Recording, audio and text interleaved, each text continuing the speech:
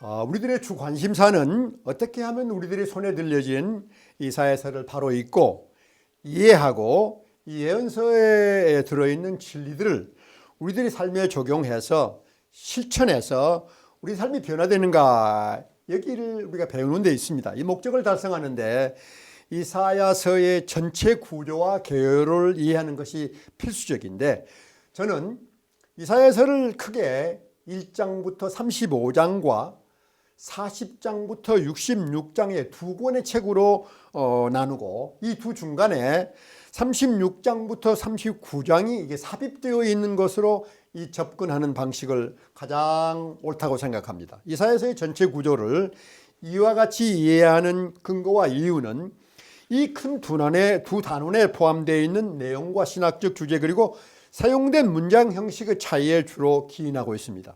이 큰 단원에 포함된 본문의 내용을 자세히 살펴보면 한 쌍에 서로 대조가 되는 신학적 주제가 등장을 하고 있음을 발견합니다. 보다 구체적으로 첫 단원인 1장부터 35장은 주로 심판이 예언의 중심을 이루고 있으며 몇 구절의 희망과 위로의 예언이 나옵니다. 이와 대조적으로 두 번째 단원인 40장부터 66장에는 주로 희망과 위로 예언이 중심을 이루고 있고 몇 구절의 심판에 관한 예언이 함께 등장합니다.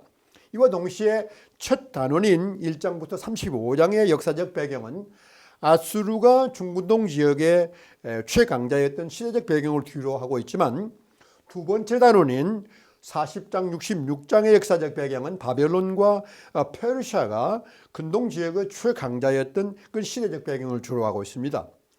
또한 문학 형태면에서 보더라도 큰 두 단원인 1장부터 35장과 40장부터 66장은 주로 시적인 예언, prophetic oracle을 이와 같은 예언이 중심을 이루고 있는데, 그 중간에 놓인 36장과 39장은 주로 이야기 형식, 내러티브죠. 예례 전개가 되고 이사야 당시에 남왕국이 당면하고 있던 역사적 사건들에 관한 신학적 관점에서 이해하는 하나의 역사적 기록입니다. 이사야서의 구조를 이렇게 이해하면 중간에 놓인 이야기로 전개되는 35장, 39장이 그 앞과 뒤에 놓인 두 근 단원에 하나의 중심적인 축, 피벗을 이루면서 두 큰 단원인 1장 35장과 40장 6장에 포함된 내용이 이 중심적 축을 중심으로 도는, 회전하는 두 권의 시적 예언으로 이해하도록 도와줍니다. 물론 이 두 큰 단원은 다시 몇 부문으로 아래와 같이 나누어서 생각하면 됩니다. 1권인 1장부터 35장은 아수르 당시의 예루살렘과 유다를 대상으로 전해진 예언이고, 당시 근동 지역의 최강자는 아수르 제국이었습니다. 이 아웃라인에 보시면은 이제 크게 이사야서를 1권과 2권으로 나누었고, 1권에는 1단원, 2단원, 3단원이 세 단원이 있고 1장부터 35장까지, 그 다음에 중간에 중간축이 36장부터 39장입니다. 그 다음에 이제 두 번째 2권이 40장부터 60장인데 당시의 최강자는 바벨론이었습니다. 그래서 4단원과 5단원, 6단원, 세 단원으로, 그러니까 1권이 세 단원, 2권이 세 단원으로 전체적으로 나누어지고, 그 중간 축이 36장, 39장에, 그게 이제 중심 과제는 여기는 누구를 신뢰할 것인가, 이런 중요한 제목입니다. 예, 제가 남은 시간에 이사야서가 66장에 걸친 긴 예언서인데 아주 중요한 중요한 절만 제가 이제 중점적으로 다루도록 그렇게 하겠습니다. 이 목적을 위해서 다시 이제 1단원을 1장부터 12장을 아래와 같이 보시는 대로 1장부터 5장을 하나로 나누고 6장을 따로 나누고 그 다음에 7장부터 12장까지를 이렇게 나누도록 그렇게 하겠습니다. 제가 이제 말씀을 여기저기 읽을 때 여러분들이 성경 말씀을 반드시 펴시고 같이 읽으면서 저와 같이 읽으시면 도움이 될 겁니다. 첫 단원인 1장부터 12장에서 같이 주로 읽고 묵상할 본문은 1장을 제가 이제 그 중요성 때문에 주로 중점을 두고 다루겠고, 2장부터 5장은 시간 제약 때문에 몇 절만 같이 읽고 간단히 다루도록 하고, 이사야 선지자가 부름을 받는 과정과 절차를 자세히 기록한 6장은 좀 중요하니까 좀 자세히 다루도록 그렇게 하겠습니다. 먼저 1장 1절을 같이 읽겠습니다. 아모스의 아들 이사야가 유다왕 우시야, 요담과 아하스와 히스기야 시대에 유다와 예루살렘에 관련하여 본 계시라. 1절은 이사야서에 소개하는 머릿말, 인트로덕토리 헤딩인데요. 이 예언이 누구의 예언인가를 밝혀주고 있습니다. 이 언급된 유다의 여러 왕들은 이사야서의 시대적 배경을 밝혀줍니다. 제일 중요한 점은 이 예언서가 이사야가 본 비전, 한어 번역으로 보는 계시라, 그런 표현은 저 생각으로는 매우 잘된 표현이라고 생각됩니다. 아모스의 아들 이사야의 비전 또는 보는 계시라는 이 표현은 두 가지 면에서 매우 중요합니다. 첫째로 이 표현이 이사야서 전체의 소개적인 머리말이라는 주장은 이사야가 본 비전이 단일 비전 아니면 단일 비전인가 또는 보는 비전인가 이런 점에 대해서 밝혀주지요. 다음으로 이 표현은 다른 사람들에게는 보이지 않았지만은 하나님 앞에 바로 선 이사야 선지자에게는 분명히 눈으로 보듯이 당시의 현실을 하나님의 관점에서 바로 보고 앞으로 일어날 일들에 관해서 전하는 예언이라는 점이죠. 그런 점에서 1장 첫 절은 1장과 이사야서 첫 단원인 1장 39장뿐만 아니라 이사야서 전체의 소개적 머리말로 보는 시각은 이사야가 보는 이사야서 전체를 이사야가 보는 단일 비전으로, 싱글 비전으로 이렇게 그 얘기는 곧 이사야가 이사야서 전체의 가장 중요한 주저자라는 그런 결론과 합의합니다. 이게 2절과 4절을 계속해서 읽겠습니다. 이걸 읽을 때 법정에서 송사하는 걸, 여기 문장이 영어로나 한국말로나 기가 막히게 멋있습니다. 하늘이여 들으라, 땅이여 귀를 기울이라. 여호와께서 말씀하시기를 내가 자식을 양육하였거늘 그들이 나를 거역하였도다.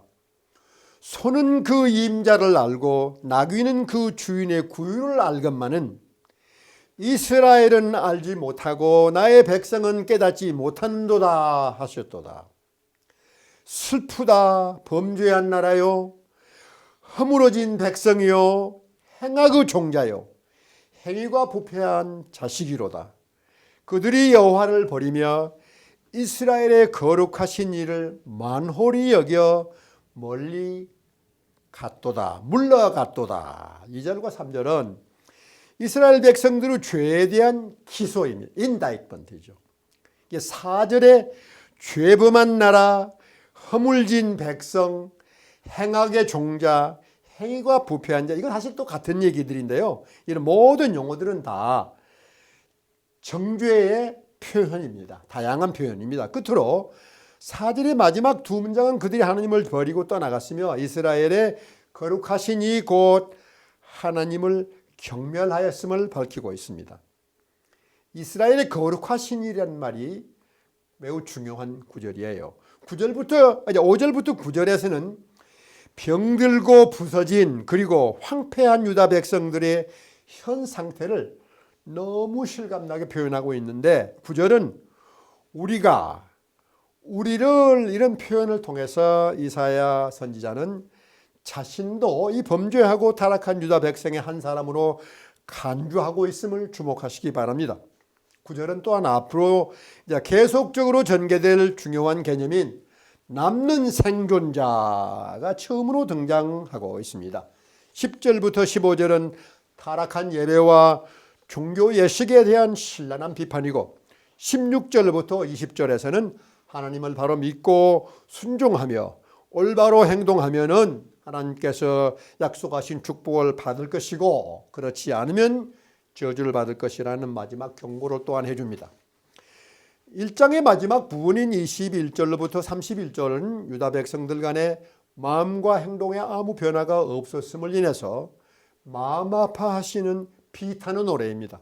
24절에 하나님을 주 만군의 여호와, 이스라엘의 전능자라고 부르고 있음에 특별히 주목하시고 25절로부터 27절에 이 하나님이 계속 범죄하는 유다 백성들을 어떻게 대하시는가에도 관심을 가지시기 바랍니다. 하나님께서는 그의 손을 그들에게 돌려 그들을 정결케 하시고 본래와 같이 회복하실 것이라고 하십니다.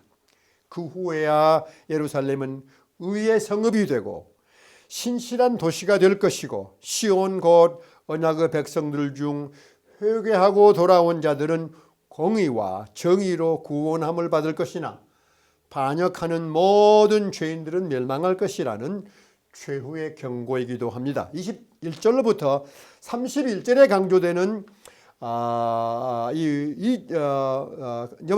2절로부터 20절에 강조되는 죄에 대한 기소와 정죄를 거쳐 심판에 이르는데 심판으로 끝이 나는 것이 아니라는 사실입니다. 다시 말해서 하나님의 심판은 그 자체가 목적이 아니고 심판을 통해서 먼저 깨끗게 되고 그 후에야 회복이 되고 새로 쓰임을 받는 것이 하나님의 구원의 계획이라는 사실입니다. 이것이 곧 은혜입니다. 2장 1절을 같이 읽겠습니다. 아모스의 아들 이사야가 받은 바 유다와 예루살렘에 관한 말씀이로다. 흥미롭게도 이 절의 번역이 여러 가지로 되고 있습니다. 어떤 번역은 받은 말씀으로, 다른 번역은 보는 비전으로, 또 다른 번역은 받은 메시지로 이렇게 번역되고 있습니다. 2장 1절을 1장 1절과 비교해 보면 이 두 절의 유사한 점들을 곧 발견할 수 있습니다. 그런데 2장 2절을 보면 말일 또는 마지막 날, in the latter days or last days, 그래 이어된 언급이 나오는데 1장 1절에 언급된 우시아의 날, in the days of Uzziah, 영어로는 days로 이렇게 둘이 대조를 맞춰놨죠. 그러나 이 시간적으로는 1장 1절에서 2장 2절로 오는 사이에 우시아의 날로부터 장래 먼 훗날로 옮겨가고 있는 것을 우리들이 알아야 합니다. 그러니 2장 1절과 2절을 함께 생각해 보면 예언의 시간이 1장 1절의 당시인 우시아의 날로부터 2장의 예언은 먼 장래에 유다와 예루살렘에 일어날 일들에 관해서 보는 비전 또는 받은 말씀 또는 메시지인 것을 우리들이 알 수 있죠. 2장 2절로부터 5절은 이스라엘 종교의 상징인 여호와의 전이 높은 산, 그는 앞으로 이제 올 하나님의 나라의 상징이며 이는 모든 산 꼭대기에 굳게 설 것이고 만방이 그리로 모여들 것과 하나님께서 다스리는 축복을 모든 백성들이 받기 위해서 모든 나라와 백성들이 시온으로 올 것을 미리 보는 예언이 선포되고 있습니다. 2장 5절은 당시 유다 백성들에게 장래에 올 영광스러운 희망을 바라보고 하나님의 빛 가운데 행하자는 초청이며 권고입니다. 지금까지 살펴본 1장 1절로부터 2장 5절은 사실상 이사야서 전체의 범위와 내용, scope and content에 대한 하나의 요약으로 우리가 이해할 수 있습니다. 이 이사야서 전체의 요약 바로 다음에 나오는 2장 6절부터 4장의 마지막 절인 6절까지 본문에서 이사야서의 두 주제인 심판과 구원에 관한 예언들의 구체적인 내용이 밝혀집니다.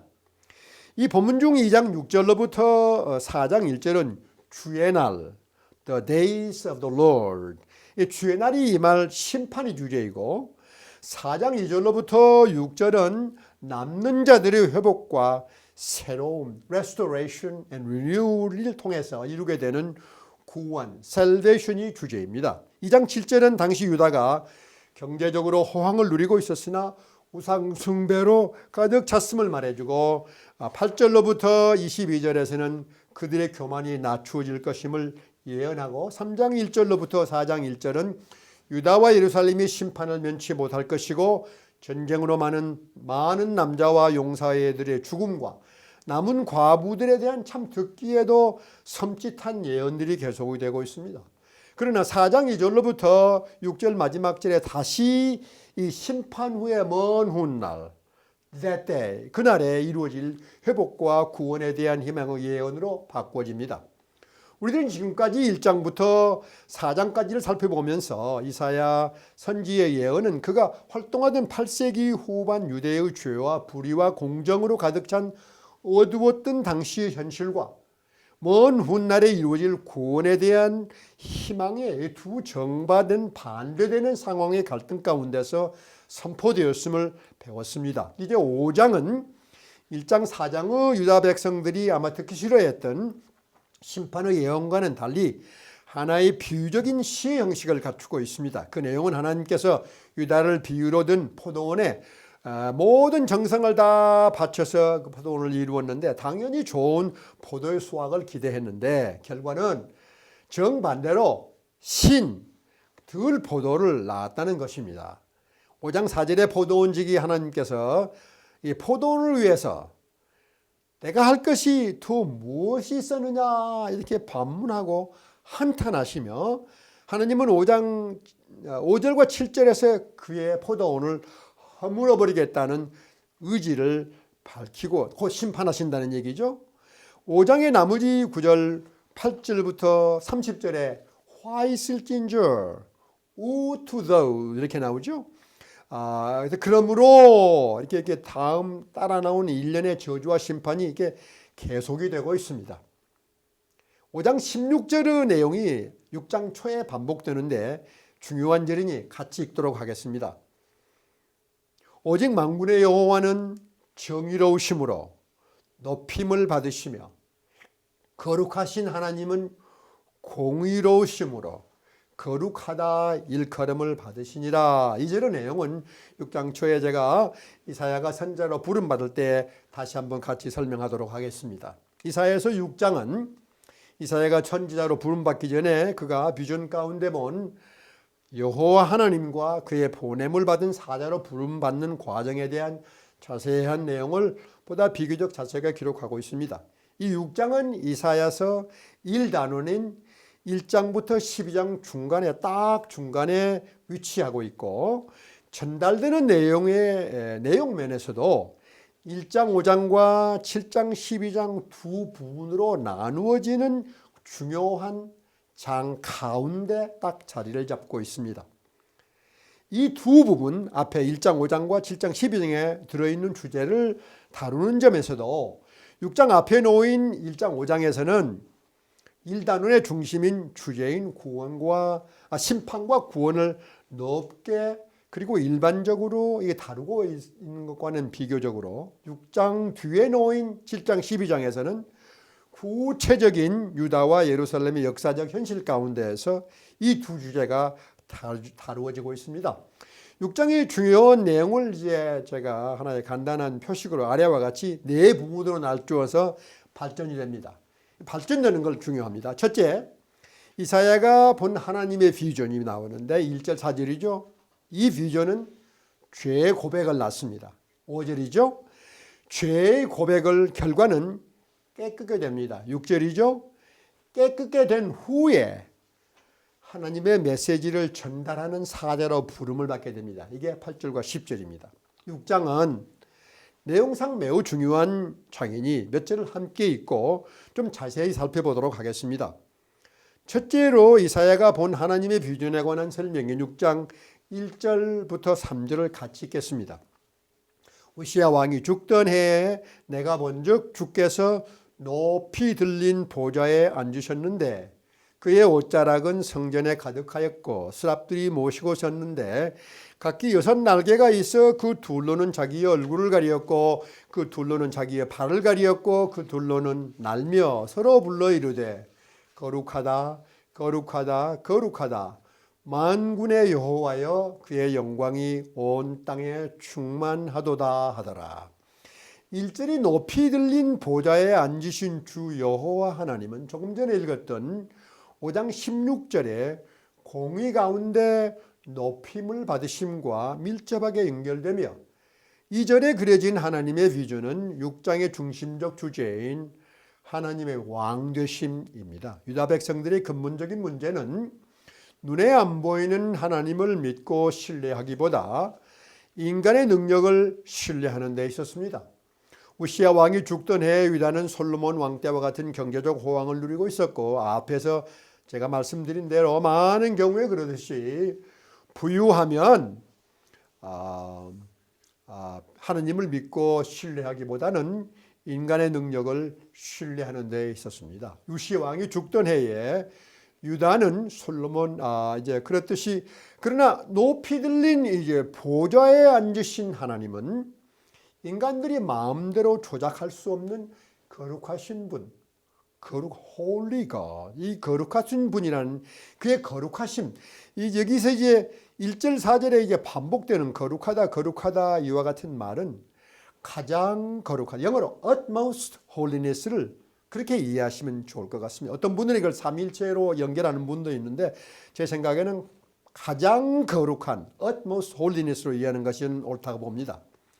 여기 1절부터 4절에 기록된 이사야가 본 하나님의 비전에 관한 표현들은 하나님의 실체와 본성을 이사야의 육신의 눈으로 보았다는 말이 아니고, 그는 성전에서 영광스러운 하나님의 임재를 육신으로 보는 것 같이, 보는 것 이상으로 실제로 경험했음을 알려줍니다. 이 절들은 또한 창조자 하나님은 그의 창조물과는 전혀 구별되는 그의 초월하심, transcendence라고 그러죠. 이를 가장 잘 묘사하는 구절로 이해하시면 좋을 것 같습니다.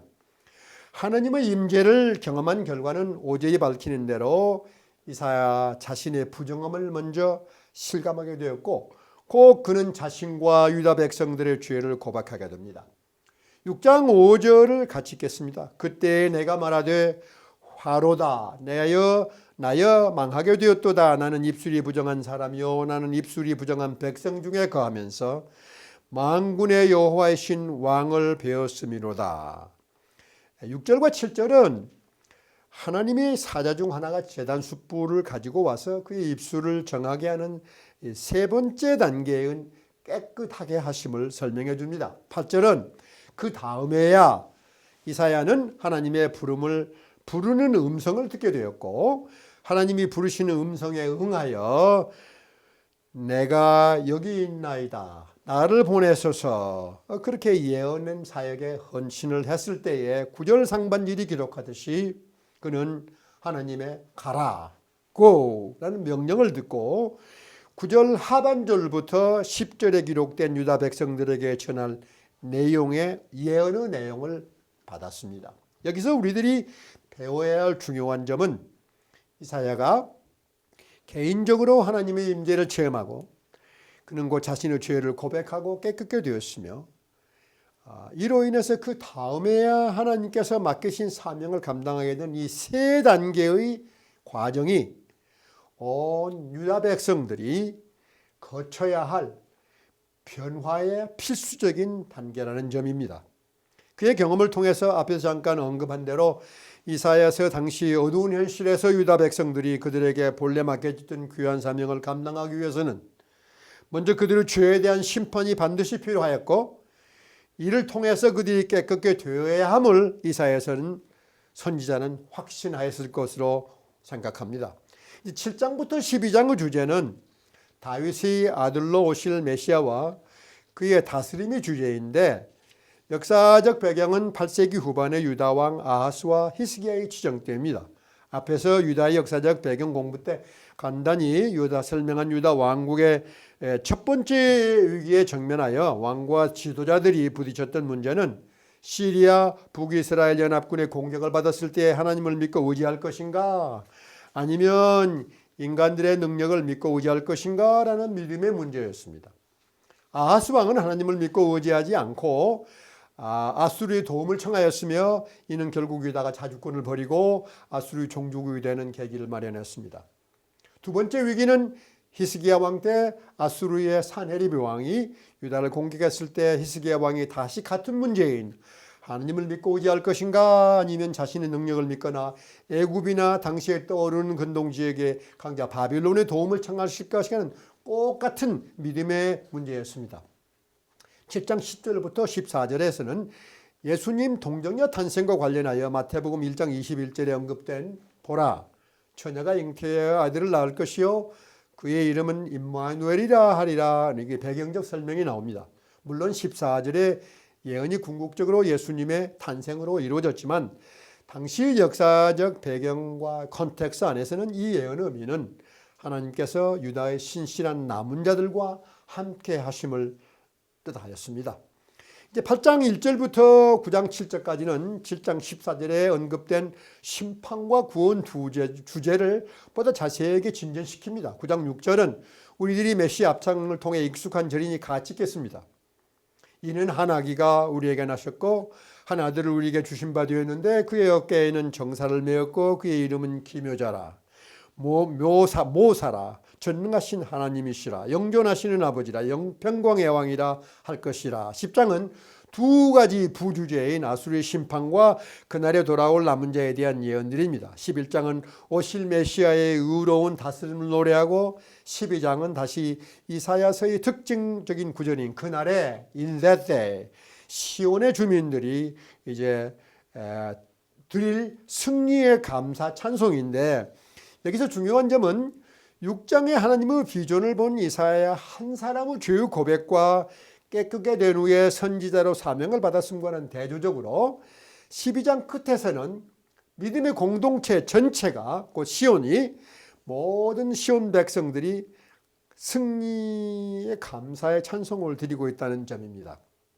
1장부터 12장에서는 하나님의 거룩하심에 대해서 누차 강조했는데 이사야 당시 상태를 기소하는 1장 4절의 일부와 12장 6절은 장래에 이루어질 회복이 너무 대조가 잘 되는 것을 비교해 보기 위해서 여기 영상에 보여준 대로 1장 4절 하반절과 12장 6절을 같이 보세요. 그들이 여호와를 버리면 이스라엘의 거룩하신 일을 만홀히 여겨 멀리하고 또 물러갔더라. 이게 멀리 떠나갔어요. 배반하고 떠나갔습니다. 12장 6절에 이제 회복에 대한 얘기예요. 시온의 주민들이 모든 시온 백성들이 다 소리 높여 부르리라. 이스라엘의 거룩하시니까 똑같죠. 이스라엘 거룩하시니까 너희 중에서 크심이라. 하나님께서 영광을 받으시는 거죠. 12장 2절은 이사야서에 25번이나 반복되는 구원의 하나님을 노래하는 첫 절인데 이사야의 이름 또한 주는 구원이다 그런 뜻이에요. 그런 뜻합니다. 하나님의 성품과 관련해서 매우 중요한 구절이니까 함께 읽도록 하겠습니다. 12장 2절 보라 하나님은 나의 구원이시라. 내가 신뢰하고 두려움이 없으리니 주 여호와는 나의 하나님이시며 나의 노래시며 나의 구원이심이라. 이사야서 13장부터 27장은 여호와 하나님이 세상을 다스리는 지배자로서 세상을 판단한다는 역사관에 근거하여 바벨론과 애국과 그 밖에 모든 유다의 주변 국가들에서 심판에 관한 예언이고 28장부터 37장은 다시 아수르의 침공으로부터 구원을 받은 내용을 다시 설명하고 재설명하고 있는데 이는 하나님께서 역사를 주관하신다는 역사 근간에 근거하고 있습니다. 적의 침입과 위협 또는 우리들의 힘으로 해결할 수 없는 상황에 처해 있을 때 30장 15절은 하나님을 믿는 자들이 어떻게 대응해야 되는가를 잘 가르쳐주는 귀한 구절입니다. 그러니 제가 같이 읽죠. 30장 15절 읽겠습니다. 주 여호와 이스라엘의 거룩하시니가 이같이 말씀하시되 너희가 돌이켜 조용히 있어야 구원을 얻을 것이요 잠잠하고 신뢰하여 힘을 얻을 것이거늘. 그렇게 안 했어요. 너희가 원하지 아니하고. 이 구절은 잠잠한 가운데 전능하신 하나님을 믿고 의지함으로 어려움을 이길 힘과 능력을 얻는다는 귀중한 진리를 가르쳐줍니다. 지금까지 우리들은 이사야서의 1권인 1장부터 35장을 개요적으로 살펴보았습니다. 이제 이사야서 1권과 2권의 중간에 놓인 이야기 형식의 역사 기록인 36장, 39장을 잠깐 살펴보겠습니다. 36장과 37장의 시대적 배경은 유다의 두 번째 위기였던 히스기야 왕이 아수르 왕 산헤립의 공격을 받았을 때이고 유다가 구원을 받게 된 것은 히스기야 왕이 기도했고 기도로 이루어진 것은 전적으로 하나님의 신실하심에 기원했습니다.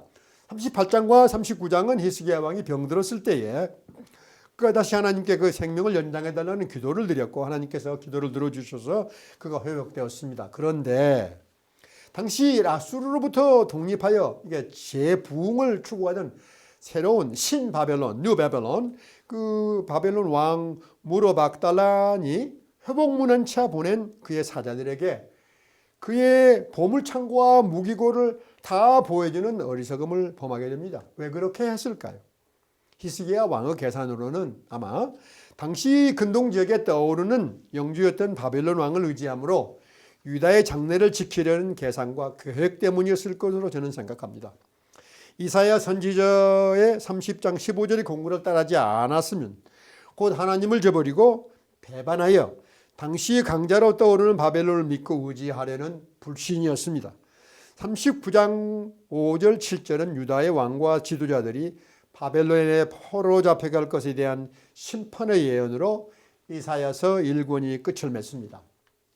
이제 이사야서 1권인 1장부터 39장을 끝맺으면서 우리들이 배우고 기억해야 할 한 세 가지 중요한 교훈을 정리해 보도록 하겠습니다. 첫째로 이사야가 활동하던 당시의 상황은 매우 어둡고 침울하며 희망이 전혀 보이지 않는 상황이었습니다. 당시 상황은 어떤 면에서 우리들이 당면하고 있는 현대의 시대적 상황과 같다고 생각합니다. 특히 미국의 경우 우리들은 코로나 바이러스로 인한 유행병의 위기와 경제 손실로 인한 경제의 위기와 인종 갈등의 문제로 야기되는 사회적 위기의 소위 삼중 위기를 겪고 있습니다. 이 상황에서 우리들이 어떻게 대응해야 되는지를 이사야서는 잘 가르쳐 줍니다.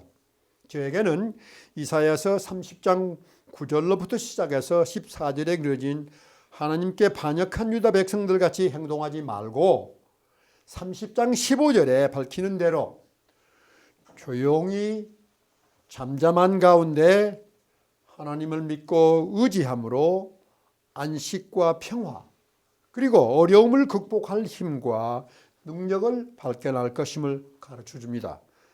30장 15절을 제가 다시 읽겠습니다. 주 여호와 이스라엘의 거룩하시니 이같이 말씀하시되 너희가 돌이켜 조용히 있어야 구원을 얻을 것이요 잠잠하고 신뢰하여 힘을 얻을 것이오늘 너희가 원하지 아니하고 이 절에서 먼저 어떻게 대처하라고 말씀해 주시는 분이 누구인가를 바로 알아야 합니다.